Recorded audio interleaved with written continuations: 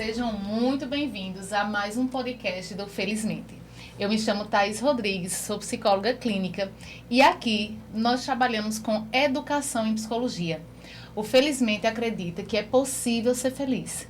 A gente acredita que conhecimento é poder, mas que conhecimento, quanto mais bem fundamentado, é poderosíssimo. E a gente acredita que nós somos os arquitetos da nossa felicidade e que o conhecimento é a ferramenta para que a gente possa fazer essa construção.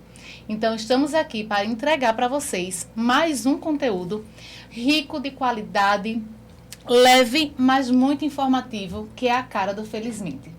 Estamos trabalhando esse ano com o modelo Spire de Felicidade, que diz que a felicidade ela é arquitetada através de 5 pilares que alicerçam a felicidade. Estamos hoje abrindo o 4º pilar, o pilar dos relacionamentos, né? Nos relacionamentos, a gente acredita que relacionamentos positivos, construídos consigo mesmo e com a sociedade, faz com que a gente encontre aí um caminho para a felicidade. E claro que quando a gente pensa em relacionamento, a gente pensa em casamento, a gente pensa em relação pai-filho, mas a gente já navegou por esses universos. Já temos no nosso canal um podcast com Socorro Formiga, falando sobre casamento, terapia de casal, com Dani Lucena falando sobre parentalidade, com a delegada Anne Maciel falando sobre a violência nas relações contra as mulheres. E hoje a gente decidiu embarcar num solo novo, um solo sagrado, um solo delicado, porque é um solo sofrido. E eu costumo dizer que em feridas abertas até carinho machuca. Mas a gente vai aqui hoje com muita delicadeza, com muito cuidado, e eu, como uma grande aprendiz do Anderson, falar sobre relações homoafetivas. Sejam bem-vindos, vamos iniciar o nosso encontro. Sejam bem-vindos, doutora Mônica, minha parceira querida. Que bom estar aqui mais uma vez, e dessa vez para a gente falar, né, de um tema tão importante para a nossa sociedade. Né? A sociedade está evoluindo e a gente pensa que muitas vezes as pessoas estão fazendo um pacto para serem infelizes, quando elas não aceitam a si mesmas, quando elas não aceitam as outras pessoas. E a aceitação passa pela reflexão. Imagine que alguém vai ouvir o nosso programa, o nosso podcast, e a partir de uma pequena semente, essa pessoa vai modificar a sua mentalidade acerca de relacionamentos humanos. Relacionamentos humanos. Então, assim, Anderson, seja muito bem-vindo, né, a esse momento, ao podcast Felizmente. Thaís, muito obrigada mais uma vez, a nossa parceria é incrível e vamos conversar sobre esse tema. Eu sei que você vai nos acrescentar muitos conhecimentos, é um tema de fato importante para a sociedade, mas assim, muito pouco discutido, né? Acho que não tem assim, muitos podcasts que abordam somente esse tema, até porque as pessoas têm certas dificuldades de tratar. Então a gente está trazendo aqui um psicólogo, né, o Anderson. Anderson Primeiro nome Clisman. que você vai nos ensinar é o Clisman. seu. Clisman mesmo. Clisman, ele é psicólogo clínico, tá? E ele trabalha com a população LGBT. Isso. Então, assim, ele vai nos trazer algumas experiências práticas, né? Em termos não de casos, mas de reflexões dele acerca das vivências que ele acompanha. Então, seja bem-vindo, Anderson. E a gente já vai começar perguntando. Vamos lá, Thaís. Deixa o Anderson se apresentar. Ah, é verdade. É um prazer enorme estar aqui, né? Obrigado pelo convite, doutora Mônica, Thaís também. Né, uma satisfação imensa.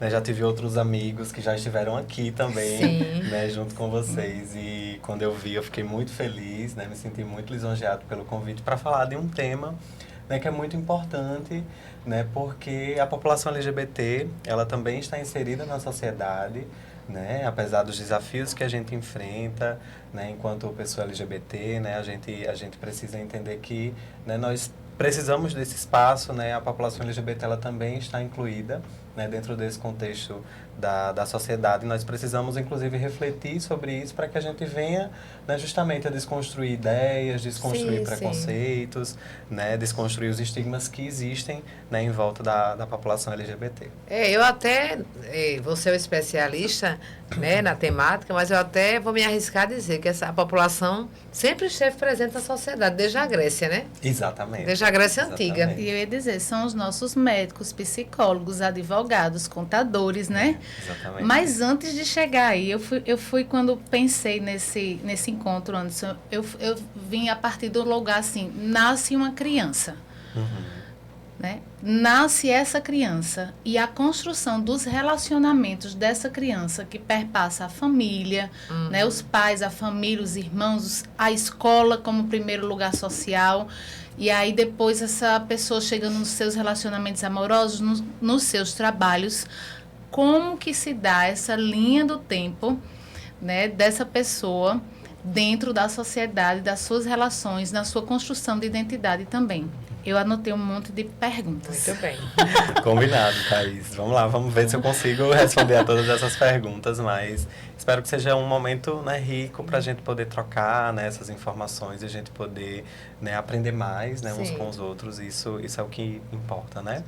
Então, enquanto, né, eu gostaria de utilizar aqui o termo, né, LGBT+, mas eu quero que todas as letras, né, da nossa sigla, elas sejam contempladas, né, acho que isso é importante, né, que todos que compõem, né, a população LGBT sejam contemplados, né, dentro aqui da minha fala.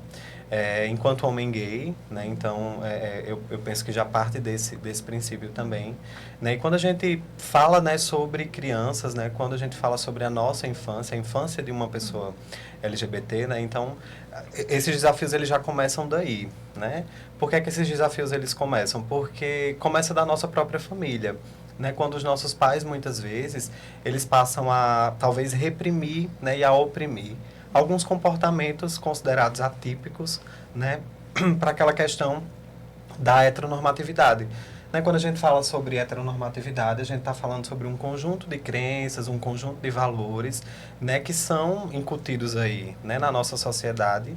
E a partir do momento em que esses comportamentos, né, dessas crianças, eles fogem, né, dessa norma, dessa regra, né, então os pais eles passam justamente a oprimir, né, a reprimir esses comportamentos. Então, isso é um fator muito prejudicial, né, para a criança, né, enquanto LGBT, justamente pelo fato de que ali ela já não começa a ser uma criança autêntica, né, ela já começa a não ser quem de fato ela é, né?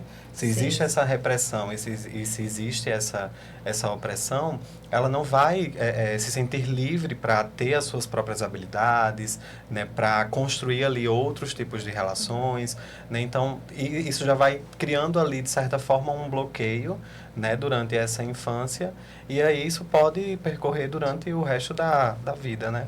E as emoções adoecedoras, né? Eu fico pensando, a criança, ela tem um pensamento muito concreto e muito simples, né? Então, a criança não pensa, por exemplo, chegou um pai muito estressado e disse, não, sai, que eu não estou com paciência hoje. Essa criança, ela não vai pensar, poxa, será que ele está sendo pressionado no trabalho? Será que ele está correndo o risco de perder o emprego, né? Será que ele perdendo o emprego vai ter dificuldade financeira? A criança, ela não tem essa capacidade. Ela já diz assim, por que ele não está querendo estar comigo? O que é que eu tenho, né? Ou não tenho, que esse pai não está querendo me dar atenção? Por que ele não gosta de mim? Então, ela vai trazendo para a identidade dela todo esse maltrato, toda essa rejeição, toda essa grosseria, né? Essa agressividade, porque ela não faz essa construção tão complexa de pensamento, né? Exato. Ela trabalha com presente. Isso. Exatamente. A criança, ela está ali, né? A gente sabe que durante essa fase da infância, né? Onde a criança, ela vai construindo ali a sua identidade. Né? E quando ela não é incentivada, né? Quando ela não é motivada, né? A ser quem realmente ela é, né? Então, isso vai gerando vários outros conflitos, né? Vai gerando vários outros traumas, né? Que aí podem repercutir, né? Na vida como um todo, né? E principalmente quando a gente está falando, né? Da infância de pessoas LGBTs, né? Eu estava até lembrando, né, quando eu estava lendo um pouco sobre a temática, né, e aí fazendo uma comparação com as minhas próprias vivências, eu lembro que quando eu era criança, né, eu vou trazer aqui um exemplo meu mesmo, Por favor. né? Eu lembro que quando eu era criança, em alguns momentos, a minha mãe, ela me reprimia porque em algumas situações eu me sentava de pernas cruzadas, né? Quando a gente para observar, esse é um comportamento muito típico do gênero feminino, né? Na nossa sociedade heteronormativa, né? E aí, com o passar do tempo, né, eu era apenas uma criança, né? Então, eu não tinha noção de que o que era, de fato, do gênero masculino ou do gênero feminino. Regras, né? Regras sociais. Dessas regras sociais, exatamente. Dentro dessa sociedade Sim. heteronormativa que a gente vive, né? Então, com o passar do tempo, eu comecei a observar também que o meu avô, ele também tinha esse comportamento, né? Quando a gente para ver, às vezes os idosos, eles também têm esse comportamento de sentar, cruzar as pernas, né? Então, eu passei a questionar a minha mãe, né? Porque é que ela me repreendia, né? Porque é que ela me reprimia e não a ele, né? Então, já começa desse contexto, né?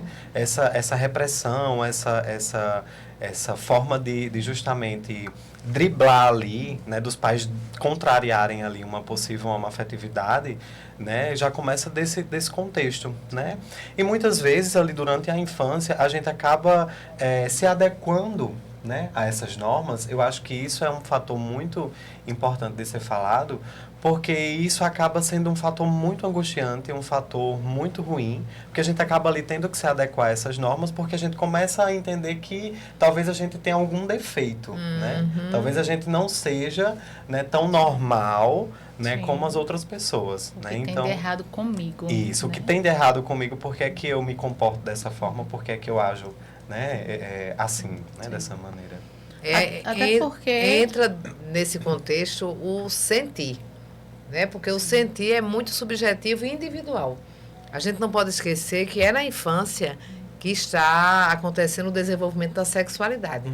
É um tema, inclusive, que as pessoas não gostam muito de discutir, porque a maioria das pessoas, no sentido do senso comum, né, acham que a sexualidade se desenvolve a partir da adolescência, né? A menina com a menstruação. Aí, a partir daí é que a sexualidade começa a se desenvolver. E a gente sabe que não é. Que a sexualidade é um processo de desenvolvimento lento que começa ao nascer. Então, o seu aparelho sexual e a sua energia, ela já começa a dar os primeiros passos. É um tema muito delicado de se conversar. Porque, inclusive, o próprio Freud, ele foi xingado várias vezes por isso. Porque as pessoas atribuíam a Freud a seguinte frase: ele só fala em sexo. Né? Quando, na verdade, Freud não falava em sexo, ele falava em desenvolvimento da sexualidade, né? Da energia sexual, a partir da oralidade. Mas olha como é complexo. Né? Se você vê a obra de Freud é espetacular. Mas por que as pessoas, quando falam em Freud, não, Freud só fala em sexo? Porque é um tema que mexe com todos, na verdade. Né? Qual é o ser humano que não tem a sua própria sexualidade?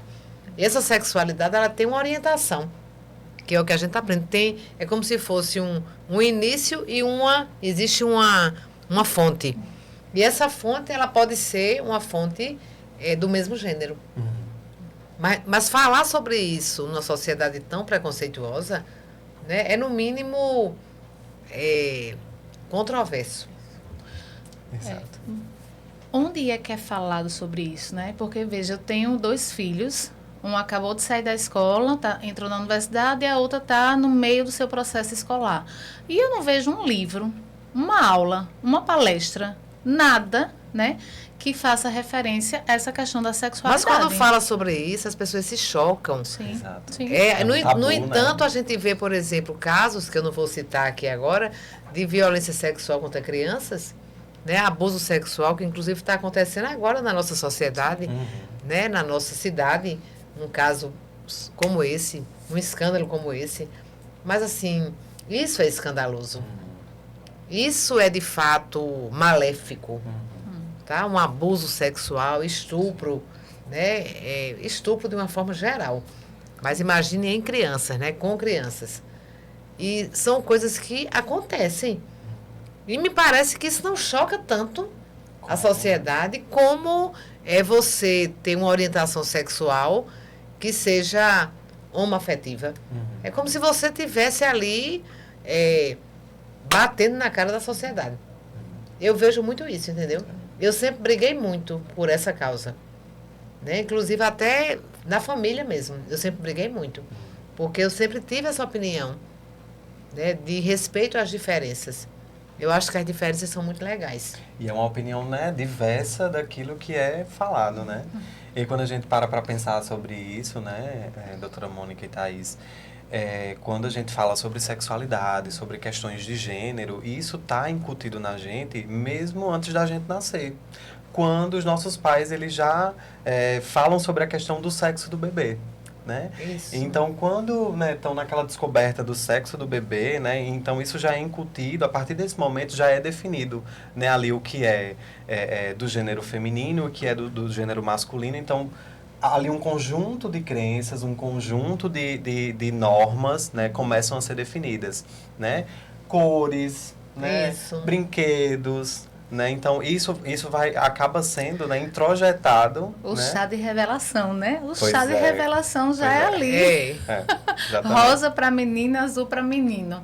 Né? E já nasceu uma criança, já nasceu a idealização paterna. Né? Materna, porque você já começa a construir quem vai ser esse cidadão, né? Quem vai ser essa pessoa, onde é que ela vai trabalhar. E nunca é pequeno, viu? Nunca assim, a idealização dos pais é sempre assim, vai ser o presidente do mundo. É porque a idealização dos pais tem que ser em cima das expectativas frustradas dele. Você vê aquele filme que até ganhou um Oscar, Beleza Roubada, não, Beleza Americana. Beleza Americana. Que ela... Que ele só não viu não, minha filha, esse filme é velho. Mas ele pode gostar dos clássicos. E O Vento Levou não foi da minha geração, mas eu já assisti várias vezes. Clássicos, cinema não tem idade. Então, no Beleza Americana, o pai acho que é da menina, realmente ele é antigo. Era um oficial do exército, altamente machista, violento, agressivo, e ele era gay. Só que ele estava dentro do armário. E tudo que ele via que fazia menção à sexualidade, ele assim, ele ficava muito bravo, ele se exaltava, ele explodia, porque tocava na própria ferida dele. Sim. Né? Isso é o que a gente chama, doutora Mônica, de homofobia internalizada. Né? Exatamente. É quando o indivíduo está associado a essas experiências de desconforto, né? Esses sentimentos de culpa, de vergonha, de negação da própria identidade também, né? E isso reflete na baixa autoestima, né? E até mesmo da não aceitação de quando outras pessoas elas são, né, assumidamente públicas, né? Com relação à sua orientação sexual e o seu gênero, né? Então, assim, começa a existir uma aversão àquilo, né? Porque é como se a pessoa ela se refletisse, né? O outro ali é um espelho, né? E quando nós vemos através do exatamente. E quando a gente se vê ali no outro, né? Quando eu não estou bem resolvido comigo mesmo, eu acabo, né, não querendo, me esquivando daquilo, né? Não aceitando aquilo, né? E aí vem a violência. Porque muitas vezes você responde às suas frustrações usando a emoção raiva, e a emoção raiva no modo plus, vira o quê? O ódio, né? Exato. Que eu nem gosto muito mais desse discurso de ódio. Eu acho que não existe discurso de ódio, existe atitude de ódio. Eu acho que é mais do que discurso. Discussão é um comportamento, né? É uma ação, é uma pois atitude. Exato. É uma atitude de ódio. Na violência, né? Exatamente. Principalmente nesse contexto, contra as pessoas LGBTs, né? Ou seja, a gente fala ali da criança, da família, que deveria ser o primeiro ponto de apoio, suporte, amor, né? Porque assim, a gente recebendo amor, olha como será essa pessoa amada, né? Lá na frente na vida. Exato. Aí você vê, Anderson, na tua prática, que a gente tem uma sociedade que hoje já está mais preparada para esse amor, ou ainda é um ponto de rejeição, de abandono, né? De críticas? Veja, Thaís, acho que seria muito utópico, né, eu falar que a sociedade, ela, né, de fato está preparada, né, para receber as pessoas LGBTs, né, isso seria uma utopia, né, porque quando a gente vê as estatísticas, né, o Brasil é o país, né, que mais mata pessoas LGBTs no mundo e principalmente pessoas, né, trans e travestis, né, então assim, dentro da nossa comunidade, né, da nossa população LGBT, muitos direitos já foram alcançados, né? Principalmente com relação aos homens gays, né? As mulheres lésbicas, né? Enfim, outras letras da nossa comunidade, elas já conseguiram ali alcançar algumas coisas. Mas quando a gente fala da população trans, né? Uma população que é totalmente estigmatizada, né? Uma população que ela é totalmente marginalizada, né? E aí o Brasil é o país que ainda continua, né, no ranking, né, de país que mais mata, né, pessoas, né, da letra T, pessoas travestis e transexuais. E assim, então, como falar, né, que a sociedade de fato ela está pronta, né, se o nosso país ele ainda, né, está nessas estatísticas de país violento com relação a esse grupo minoritário, né? E um dado bem interessante e contraditório ao mesmo tempo, Sim.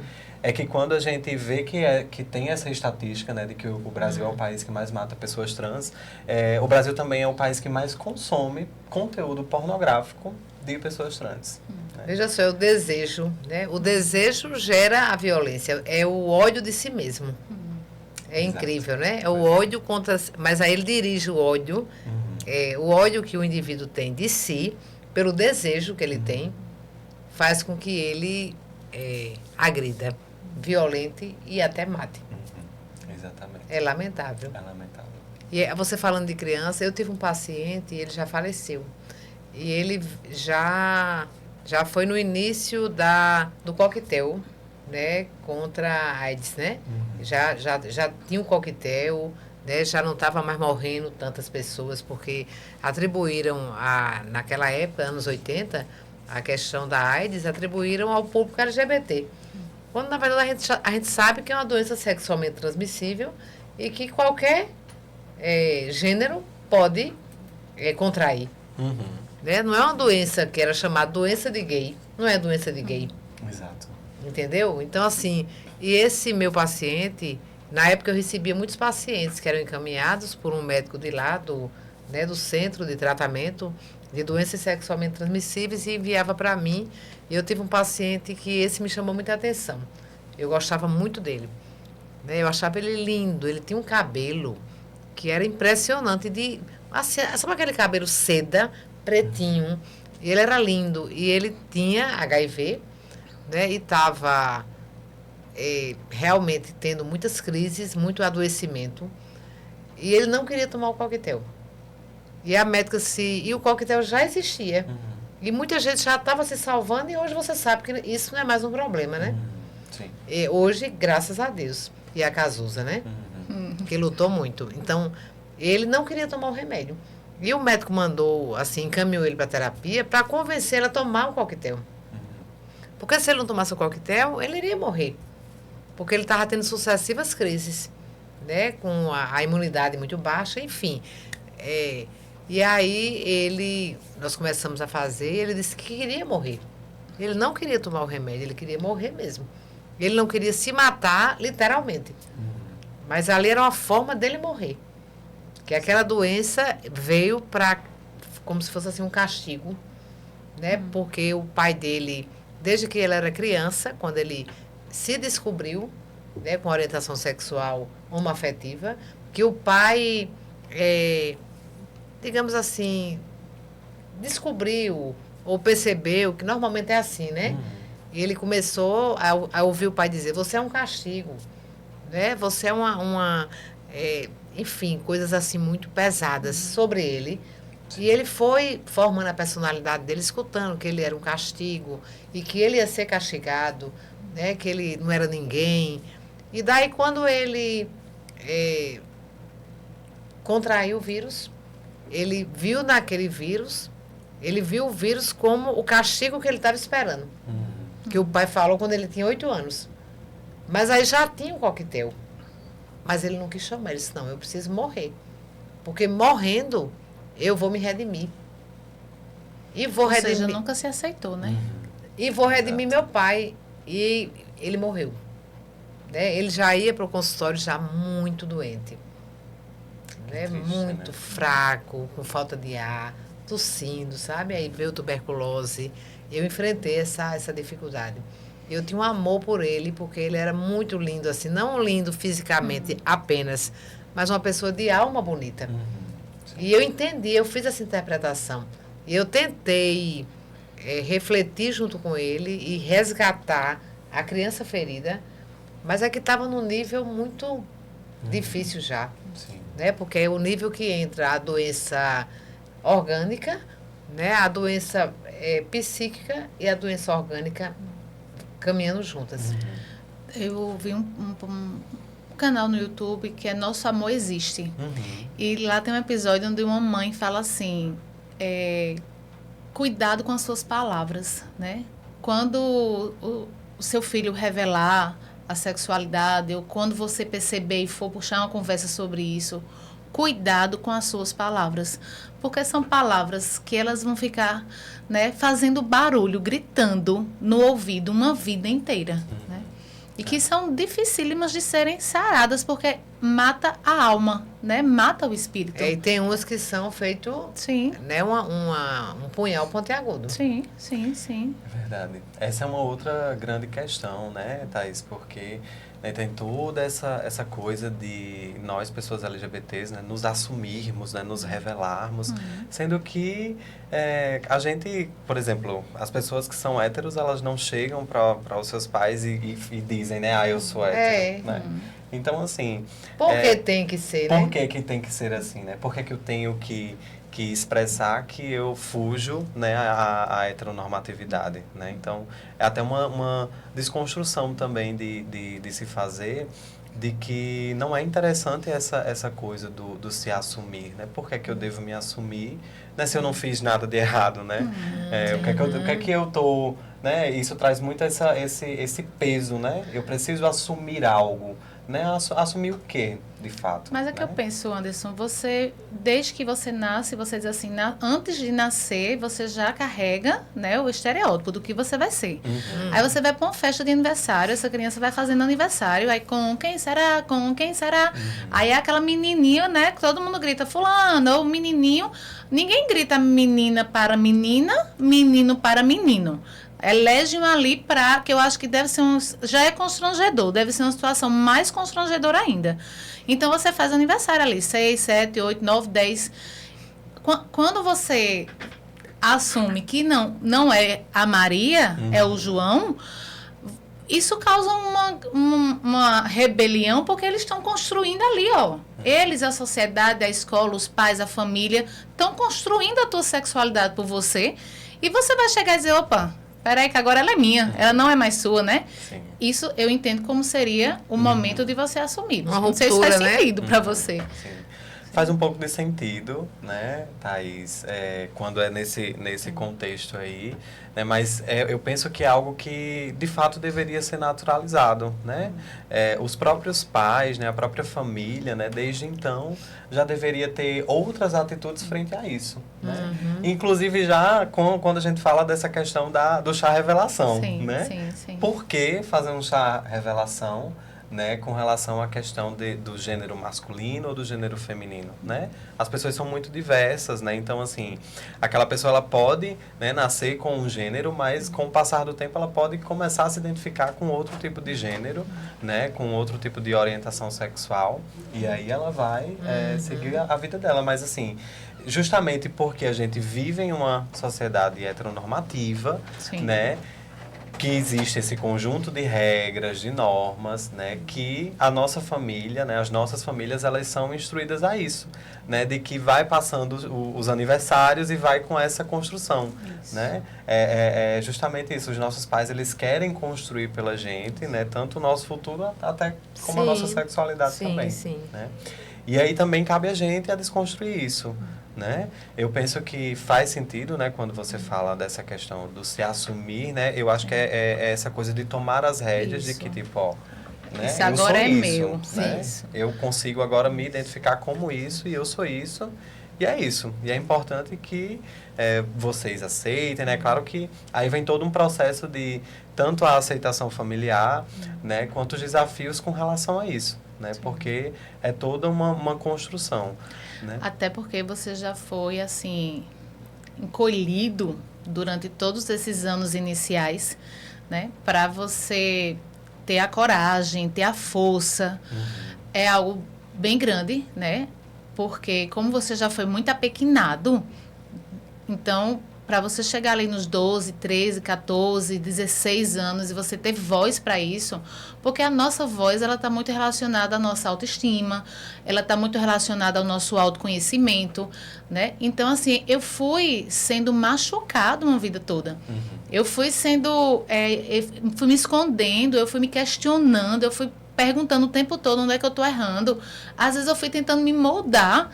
Deixa eu me moldar aqui para ver se eu consigo ser aceito, né? Isso. Exato. E aí chega lá na frente, para essa voz aparecer, é preciso ainda ter um espaço de força, né? É verdade.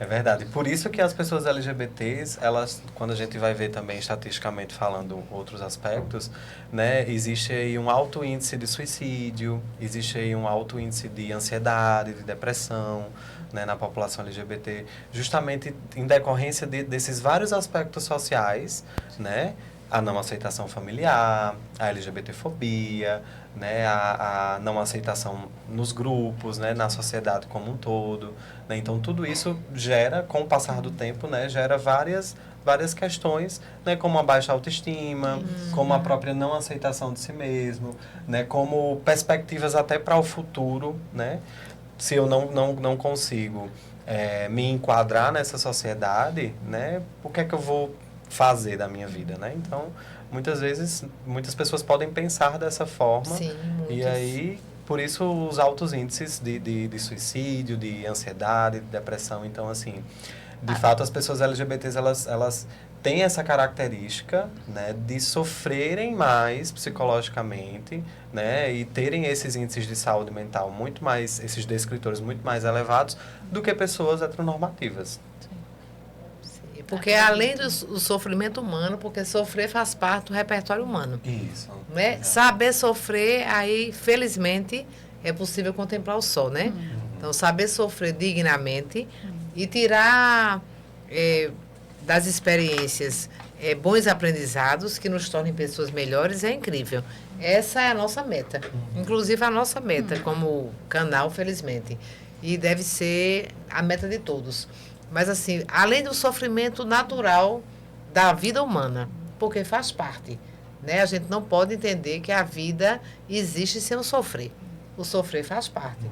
Porque o sofrer é o processo do aprendizado, do crescimento. Crescer exige sofrimento. Para crescer, a gente sofre. Mas uma vez que a gente consegue galgar, a gente vai... Aí imagina alguém...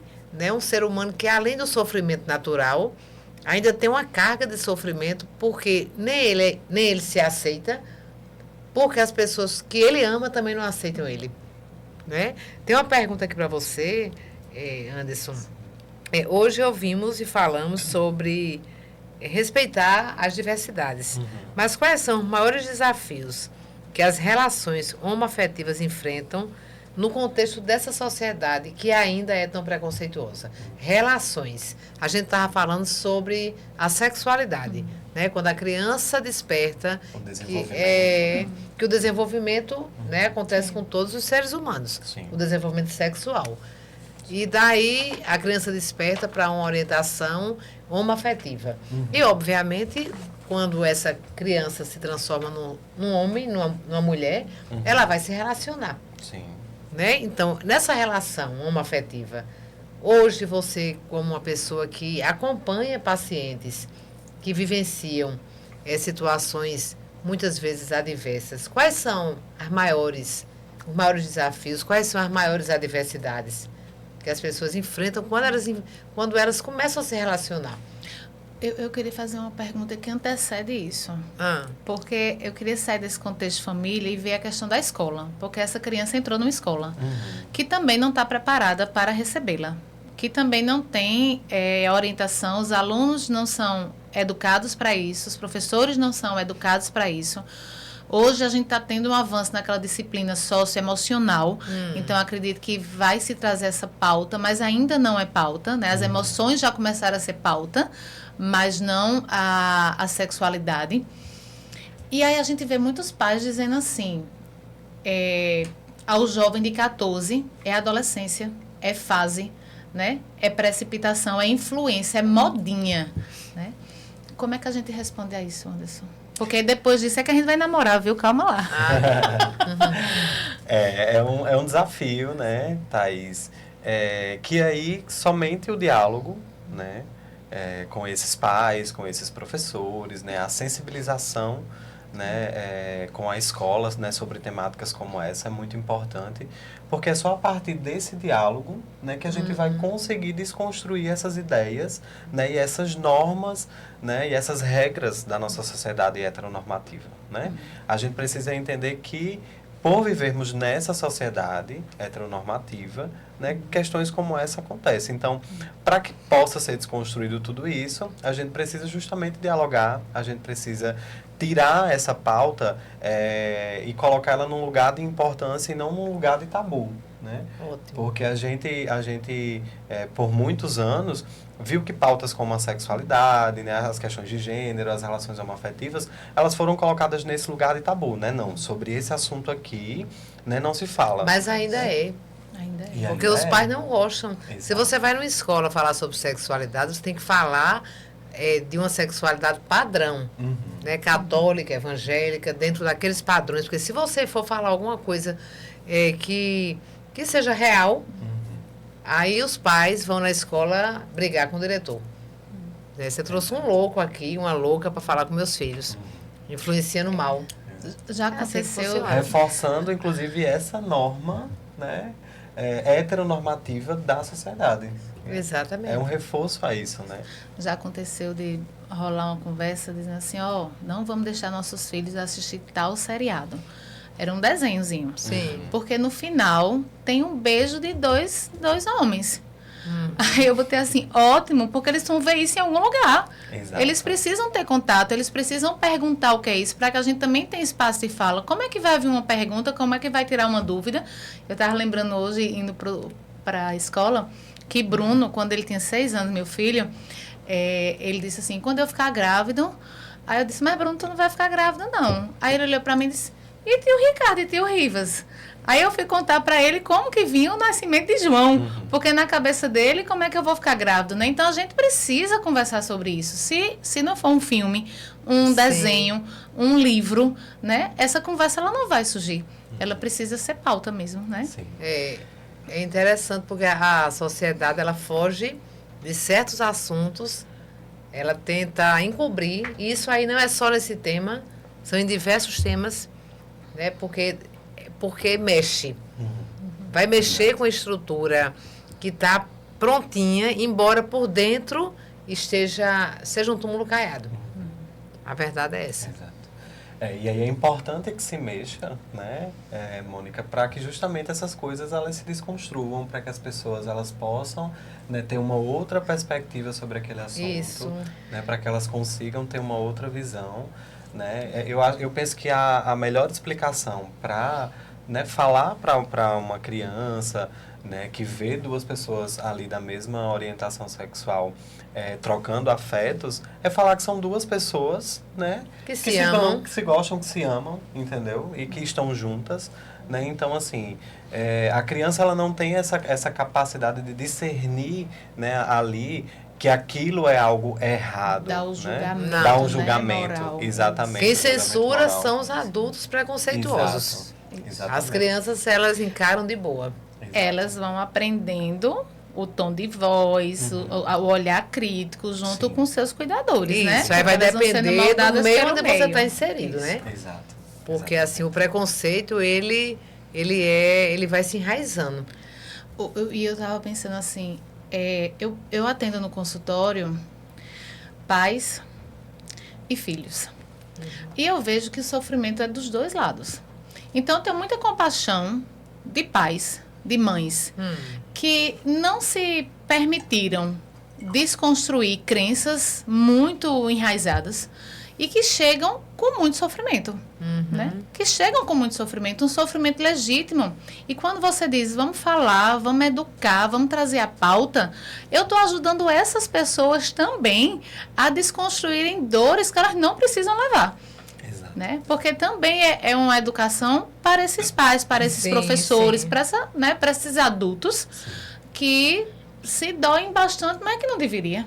Né? Exatamente. Sim, por isso a importância da terapia. Exato. Sim. E aí fica também aquela reflexão, né? O porquê se doer com isso, o porquê sofrer tanto com isso se o outro ele só está sendo quem ele é. Entende?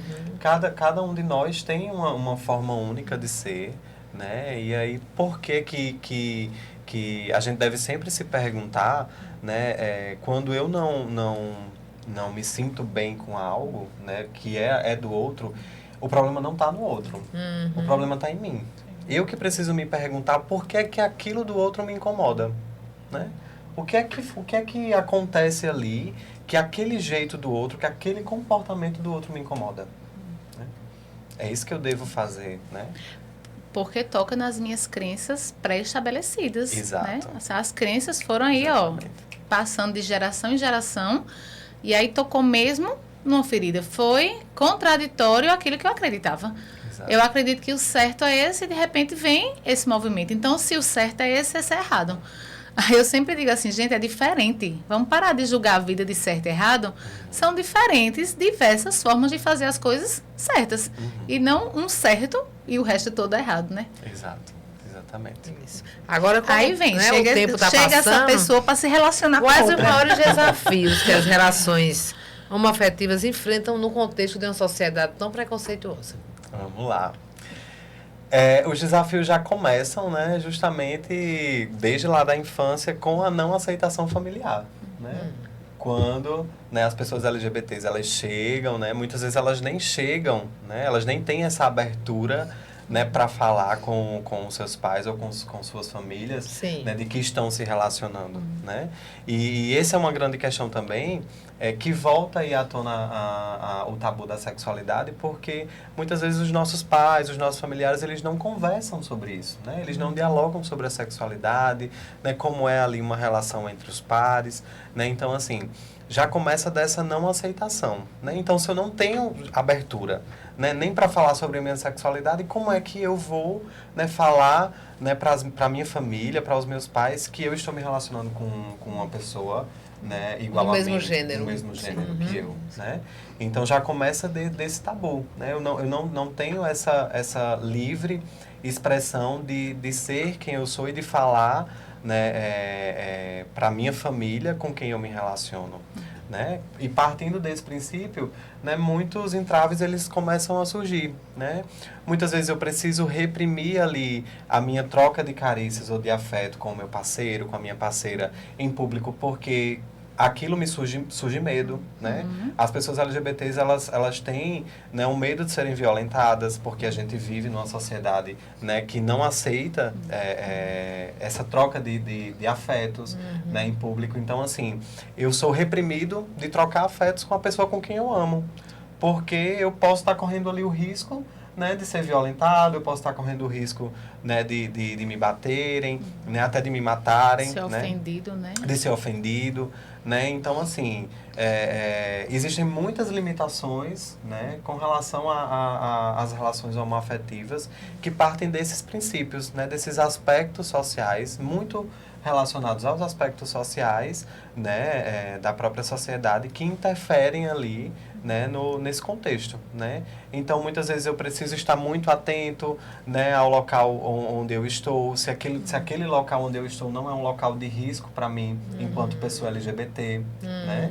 Porque muitas vezes o preconceito, ele mora, né, ali nessa não aceitação do outro, e muitas vezes a pessoa ela nem, né, está tendo alguma atitude ou algo que seja divergente e simplesmente por puro ódio, né, por puro preconceito, essa pessoa, né, sofre algum tipo de violência. Né? Então, as pessoas LGBTs, nas suas relações, elas são muito podadas. Né? Primeiro que as pessoas não reconhecem, né, essas relações. Né? A própria religião também não reconhece, algumas, né? Não vamos generalizar, mas algumas religiões, principalmente as religiões de base cristã, elas não reconhecem, né, as relações homoafetivas, as relações LGBTs como relações legítimas, né, de construção familiar, né, e a gente sabe que é sim, né, a gente sabe que as pessoas LGBTs, elas podem sim, né, construir as suas famílias, né, a gente sabe que isso sim é possível, né, mas infelizmente esse conjunto de regras, esse conjunto de normas, né, a heteronormatividade, né, da nossa sociedade acaba aí interferindo, né, e fazendo com que essas relações, essas nossas relações, elas não sejam, né, relações saudáveis. A gente tenha que sempre estar muito atento, né, sempre estar tendo muito cuidado. Às vezes, né? até mentindo, escondendo. Às vezes até mentindo, escondendo, exatamente. Acho que você vai para um lugar sempre na dúvida, né? Um lugar novo. Eu vou sempre com medo e angustiada e na dúvida se eu vou poder relaxar nesse lugar. Exato. E é interessante, eu tive um primo meu que faleceu, eu só estou contando a história de gente falecida hoje, né? Mas ele faleceu bem idoso mesmo. E ele era casado não, vivia junto porque não era legitimado o casamento gay, né? Ele vivia junto, chamava Baixinho. Também faleceu o marido dele. E eles viviam junto a vida inteira, eles se conheceram no Rio de Janeiro. E ele era daqui e veio para cá depois, porque geralmente o pessoal que mora no Rio, quando aposentava, vinha para cá porque todo mundo queria voltar para o Nordeste. Não era mais ou menos assim? Sim. Aí ele veio morar. Aí ele já veio bem de vida.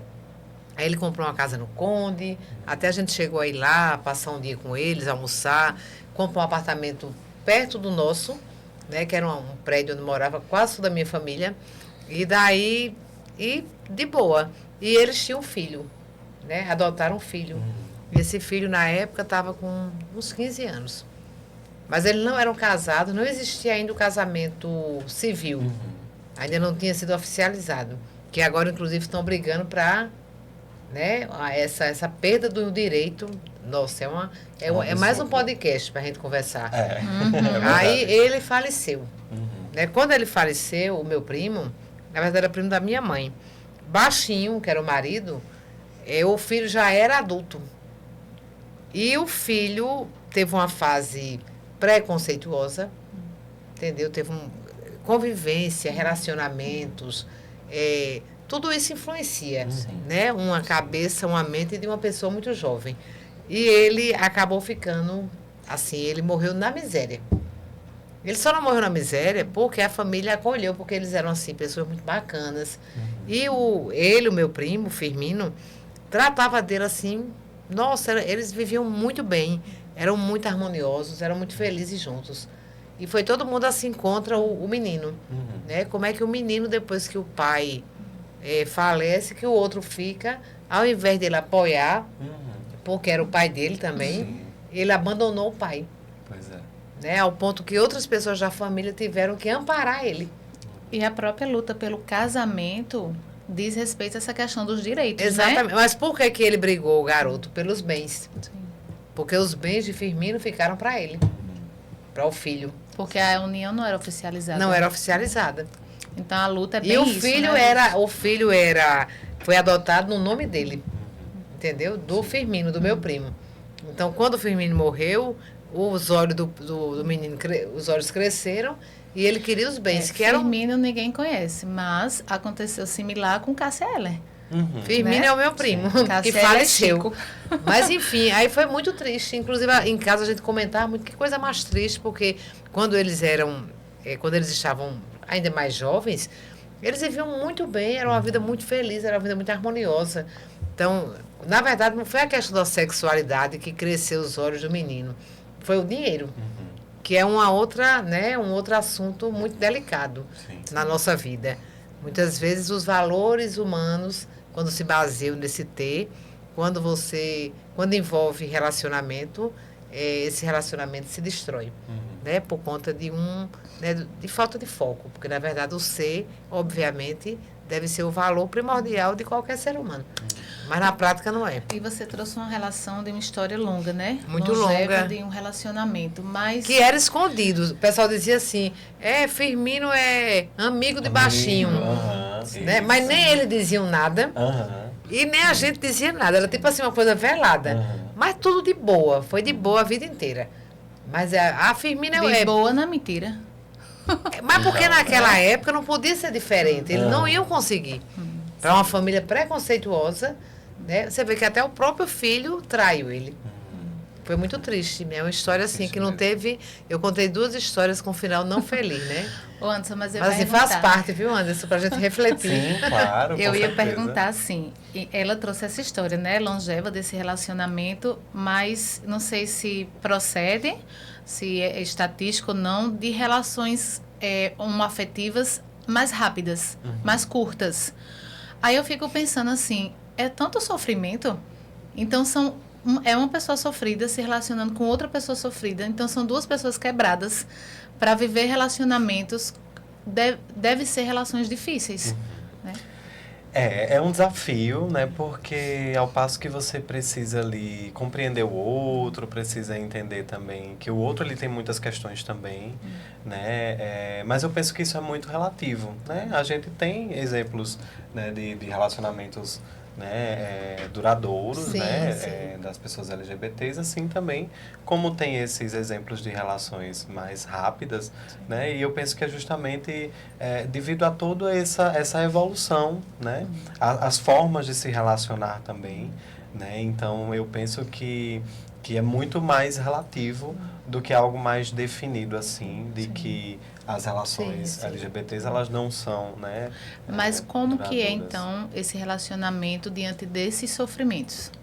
Então, eu penso que ambos precisam estar dispostos, né, a encarar esses desafios, né? Muitas vezes, né, alguém que eu me relaciono é muito bem resolvido, a família, né, aceita, né, compartilha ali de coisas, ao passo que talvez a minha família, né, ela não aceite tanto, né? Então, eu posso ser muito bem recebido, né, pela minha sogra, mas o meu companheiro pode não ser recebido pela minha mãe. Sim. Né?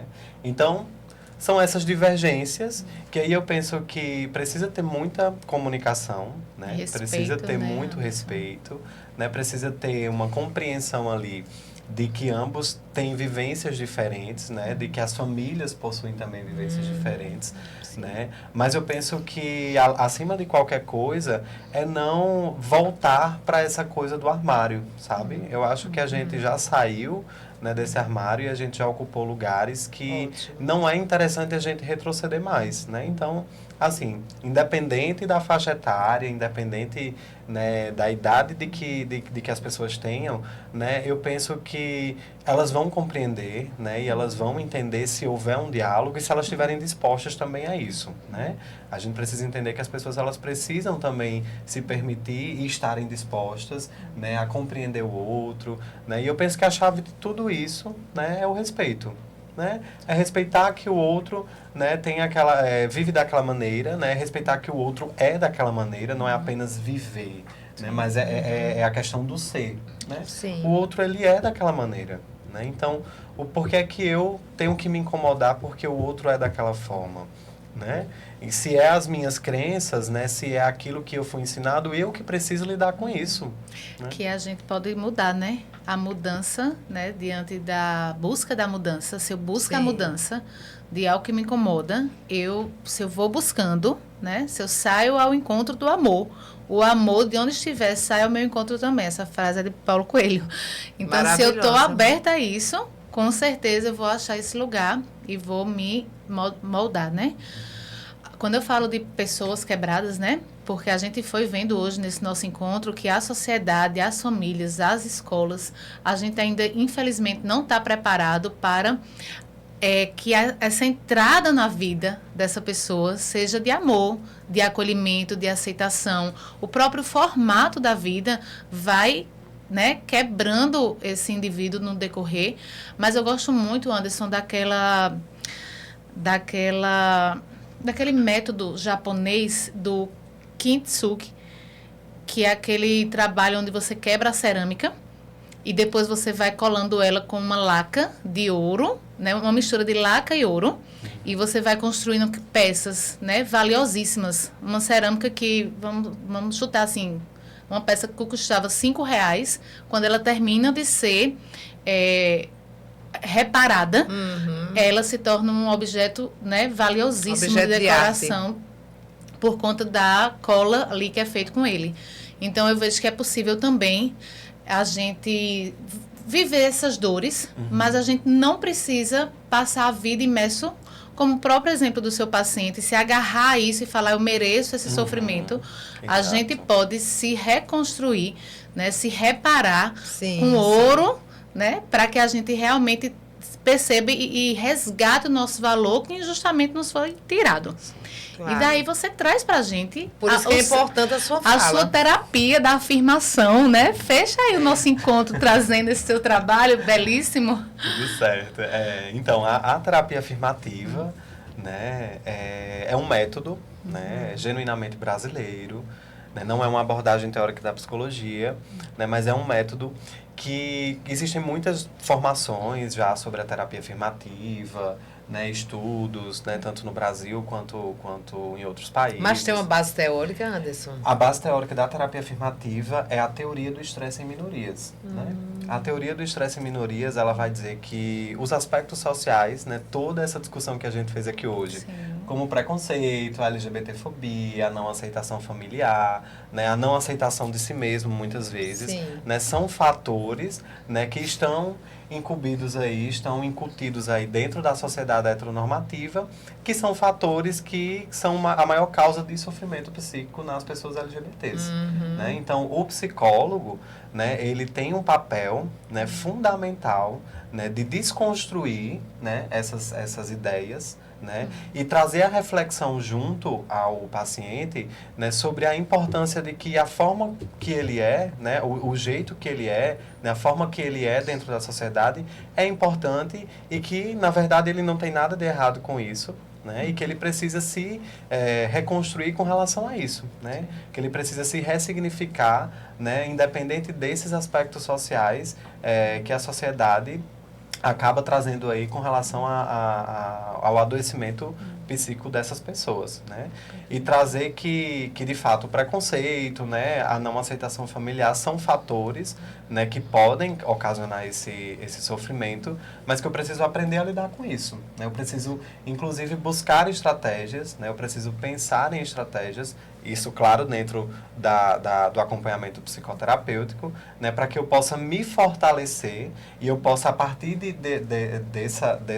desse autoconhecimento, né, construir ali uma nova identidade, né, para mim, uma identidade positiva, né, frente às minhas questões. Né? Perfeito. Então, a terapia afirmativa... É o mosaico, né? Isso. Exato. Perfeito. Então, a terapia afirmativa, ela vai justamente trabalhar nessas questões, né?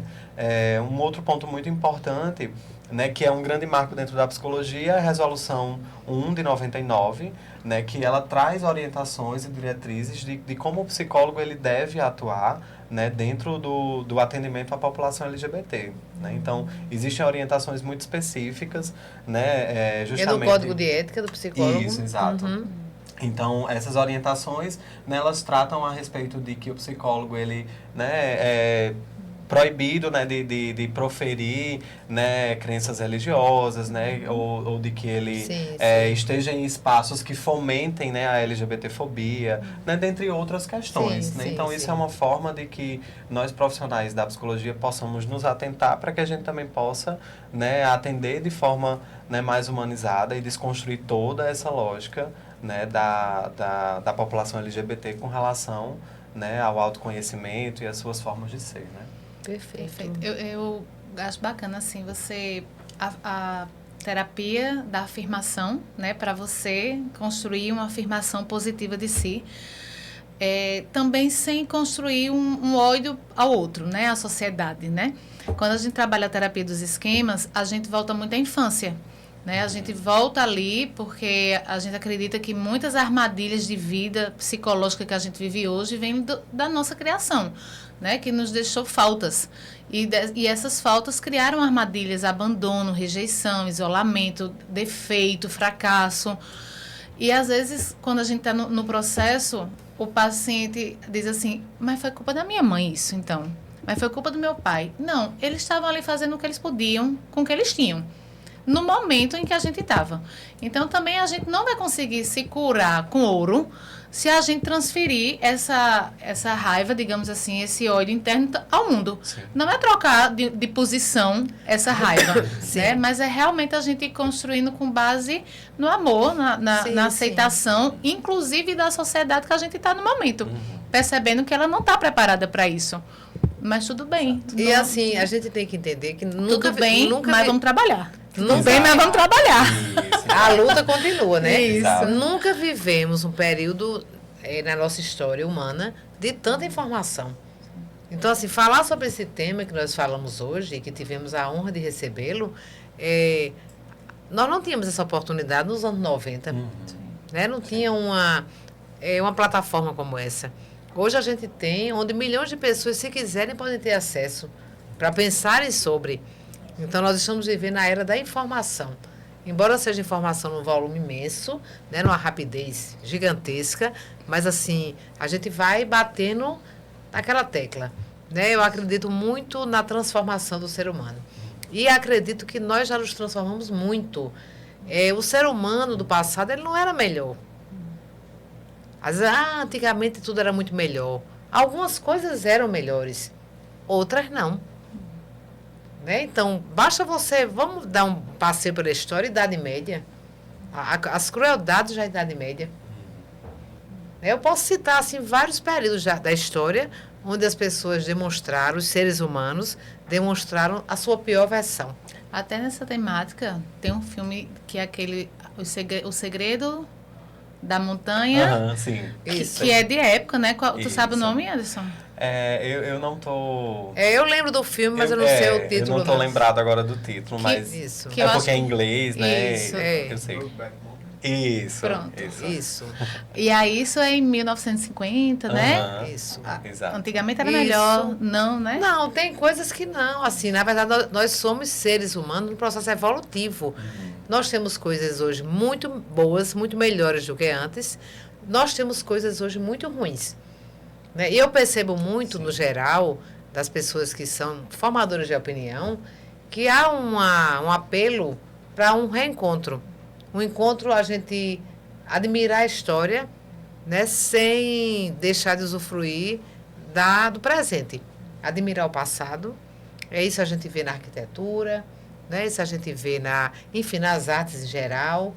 E na parte que diz respeito ao comportamento, né, porque assim, nós vivemos um período, sobretudo, vamos falar do nosso país, onde a falta de ética era considerado a coisa mais normal do mundo. Não ser ético era normal. Mas eu posso perceber que de alguns anos para cá, muita gente começou a se incomodar. Tem muita gente ainda que foge aos padrões éticos. Porque quando me pedem para definir ética, para mim ética nada mais é do que agir direito. Agir direito. Tá me lembrando de um vídeo que... Então, assim, hoje as pessoas estão... Puxa, fulano parou o carro no meio da rua e ligou o pisca-alerta. Sem se incomodar com os outros carros que vão vir depois. Mas ainda tem pessoas que fazem isso, mas há centenas de pessoas que se incomodam. Então, eu tenho muita fé e esperança em nós, seres humanos, né? Porque o aprendizado que esse novo mundo nos traz, o aprendizado é o que transforma o ser humano. O que muda o ser humano é o aprendizado, porque nós não estamos prontos. E nem nunca vamos estar. Mas, Anderson, faz aí teu fechamento, já que a gente precisa fazer. Foi maravilhoso, Anderson. Eu estava com muito medo, assim, desse tema. Não é um tema que eu tenho propriedade, né? A gente ontem estava no consultório falando, nossa, esse tema é delicado. A gente nunca viralizou, mas será que a gente vai viralizar para ser cancelada? Vai ser cancelada. É bom viralizar, mas vai ser cancelada, Então, gente, disse, a não. gente tá com cuidado nessa temática, mas assim, eu achei maravilhoso esse encontro.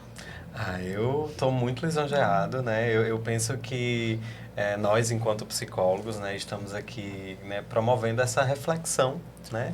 E essa desconstrução, né, sobre esses estigmas, né, sobre essa marginalização que existe em torno da população LGBT. Então, foi um espaço muito rico, né, da gente poder aprender, da gente poder trocar aqui, da gente poder, né, falar o que tem que ser falado mesmo, né? Então, assim, estou muito lisonjeado mesmo, muito agradecido. E você é leve, uma conversa leve, né? Tranquilo, Ai, foi que na bom, paz, foi gostosa, do maravilhoso. jeito que a gente se Muito. propõe, né? Isso. Maravilhoso, eu amei também poder compartilhar um pouquinho, né, aqui com vocês sobre um pouco do meu trabalho, né, enquanto psicólogo clínico, né, um pouco da minha vivência, né, enquanto pessoa, né, LGBT, enquanto homem gay, né, eu penso que isso é importante também, né, então ter esses espaços de reflexões sobre isso vai ajudar, né, ainda mais a gente a desconstruir um pouco, né, das ideias que a nossa sociedade tem, né, frente,